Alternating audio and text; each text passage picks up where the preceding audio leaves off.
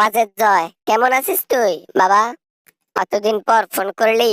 কতদিন পর ফোন করলি? Hello, hello. আমি মনে হয় আর কোনোদিন কখনো আর ফোন করব না। কারণ তুমি হিন্দু হয়ে গেছো। তুমি এই সাধারণ একটা নাগরিকত্ব পাওয়ার জন্য আজকে তুমি ইসলাম ধর্ম থেকে হিন্দু ধর্মে পরিণত হইছো। আরে বাবা ওয়াজেদ, এটা ছাড়া আমার আর কোনো পথ নাই খোলা, যার কারণে হিন্দু হইতে বাধ্য হইছি। কিছু করার নাই, বেঁচে থাকার জন্য এতটুকু করতেই হবে আমাকে।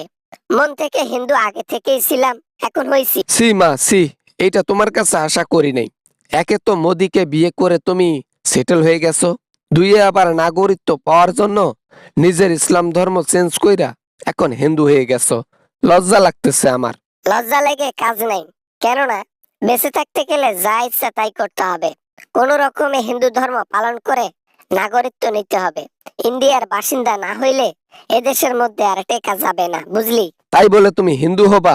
সি সি সি মা, একেবারে কলঙ্কিত করলা, জীবনটা শেষ করে ফেললা। আহ, এত সম্মান যাচ্ছে, মাথা নষ্ট।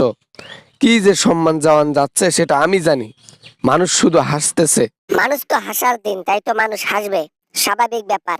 নিজেকে বাঁচার জন্য এখন যা ইচ্ছা তাই করতে হবে। মোদিকে বিয়ে করতে হবে, মোদির কাছে শুইতে হবে, ধর্ম চেঞ্জ করতে হবে, সবকিছু করতে হবে জীবন বাঁচাতে। মাঝখানে বাংলাদেশে যাবার কথা ছিল, এখন কি বাংলাদেশে যাবা নাকি ওই হিন্দু ধর্মই পালন করবা এখন থেকে? বুঝলাম না তো। কতদিন আগে তো উতালা হইছিলা বাংলাদেশে যাবার জন্য, কি মতলবে? মতলব টতলব কিছু নাই, পরে অনেক ভেবে দেখলাম আমাকে বাংলাদেশে আর যাওয়া যাবে না। বাংলাদেশে গেলে আমাকে মানুষ গিলে খাবে। অতএব হিন্দু ধর্ম পালন করে এখানেই থাকি, এইটাই ভালো, এইটাই ভালো। মা, তুমি কিন্তু উল্টাপাল্টা কাজ ইদানিং বেশি করতেছো।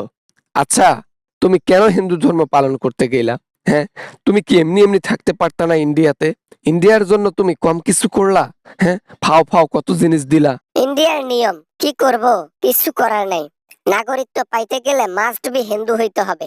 ধর্ম চেঞ্জ কইরা হিন্দু না হইলে নাগরিকত্ব পাওয়া যাবে না। এজন্য বাধ্যতামূলক নাম একটা রেখে দিয়ে হিন্দু হয়ে গেলাম। তোমার জন্য জীবনে কত কি সহ্য করতে হইল। জনগণকে মারলা, এখন জনগণের অভিশাপে তুমি কি কি যে করতেছো, মাথা আমার নষ্ট। সবই আল্লাহ তাআলা তোমাকে ইচ্ছা করে দিচ্ছে। এগুলা সব শাস্তি দুনিয়ার। কিছু করার নাই, কিছু করার নাই। জীবনে যা লেখা আছে তাই হবে। এখন ফোনটা রাখ, তোর বাবা আসছে। কি দিন আইলো রে বাবা, এখন মোদিকেও আমাকে আব্বা ডাকতে হচ্ছে। কি একটা দিন আইলো, জীবনটা শেষ হয়ে গেল, তছনছ হয়ে গেল। আগে ছিলাম বৈজ্ঞানিক, এখন হয়ে গেছে সাধারণ পাবলিক। কি যে একটা অবস্থা, ইনকাম বন্ধ। ক্ষমতা টিকিয়ে রাখার জন্য কম কিছু করি নাই, কিন্তু কপালে ক্ষমতা টিকিয়ে রাখার ভাগ্যটা রাখে নাই আল্লাহ তাআলা। ভাবছিলাম জীবিত অবস্থায় কখনো পদত্যাগ করব না, কিন্তু করতে হয়ে গেল। তোমার পুটকিতে দেও কত? তুমি আরো মানুষকে গিয়ে গুলি করো, আরো মানুষকে লাঠি চার্জ করো, তোমার পুটকিতে তো আর কম দেও না।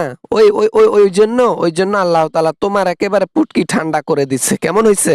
ফোন রেখে দিলাম, থাক।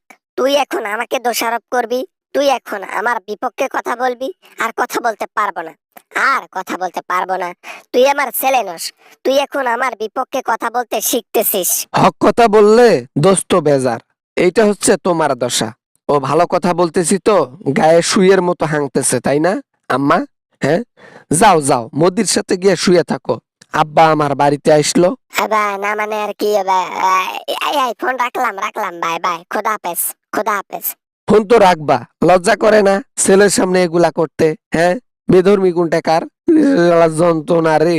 আর কোনোদিনও ফোন দেব না, আমার মা নাই, আর আমার মা মারা গেছে। আসসালামু আলাইকুম বন্ধুরা, আশা করি ভিডিওটা অনেক ভালো লেগেছে অ্যান্ড অনেক এনজয় করেছেন।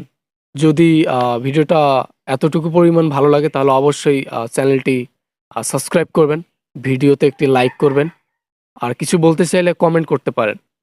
তো দেখা হবে এরকম ভিডিও নিয়ে আবারও আপনাদের সঙ্গে। সবাই ভালো থাকবেন, সবাই সুস্থ থাকবেন। খোদা হাফেজ।